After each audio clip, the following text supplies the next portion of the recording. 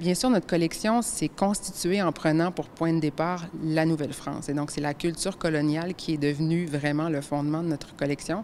Et donc, la première salle s'intitule Croire et traite des débuts de l'art colonial, donc à partir de 1600 environ, jusqu'à la première moitié du 19e siècle. C'est une salle qui amène à réfléchir sur la façon dont le milieu de l'art, les pratiques artistiques se sont constituées, d'abord par la sculpture et l'orfèvrerie et la broderie, que la colonie est devenue autonome pendant que les peintures continuaient d'être importées très largement de la métropole française. Par la suite, on passe dans la salle Devenir, qui est consacrée plus aux portraits et aux paysages durant l'époque du Bas-Canada, donc des années 1790, et ça dépasse un peu le Bas-Canada jusqu'aux années après 1850. Ensuite, on a aussi la salle Imaginer qui est consacrée à la commémoration, à la vogue de la commémoration, à l'imaginaire de l'artiste, à la prétention qu'a l'artiste de donner une image à l'histoire qui est quand même quelque chose une fonction de l'artiste qui est assez particulière. Par la suite, on passe dans la salle Ressentir qui est exactement contemporaine de la salle Imaginer. C'est les mêmes années, 1880-1930.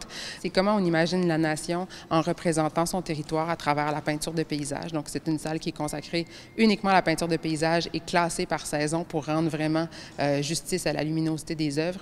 Et finalement, il y a la salle Revendiquée, qui est la salle du 20e siècle, qui va des années 1910 jusqu'aux années 1960, qui reprend les grandes thématiques des 4 salles précédentes, soit le portrait, le renouveau de l'art religieux, l'engagement de l'artiste dans la société et le paysage, mais qui les traite vraiment en mettant de l'avant l'éclectisme du 20e siècle, puis le fait que les artistes vont s'adonner à tous les genres picturaux et que la figure de l'artiste en tant que tel est en train de changer profondément. En réfléchissant sur la collection d'un point de vue historique, il y avait aussi cette volonté de réfléchir sur la collection d'aujourd'hui et la façon dont on la constitue encore aujourd'hui parce que on collectionne pas plus maintenant les femmes artistes. Donc, on voulait vraiment faire avancer notre réflexion et ça a donné lieu à 2 autres expositions, Mirage blanc et D'où venons-nous, que sommes-nous, où allons-nous, qui sont au premier étage, qui sont entièrement consacrés aux nouvelles acquisitions, dans lesquelles on essaie vraiment d'amener les questionnements que nous, on vit à l'interne sur les manques de représentation qu'il y a dans la collection, ou sur ce que la collection peut dire, en fait, sur l'état de la société dans laquelle on vit.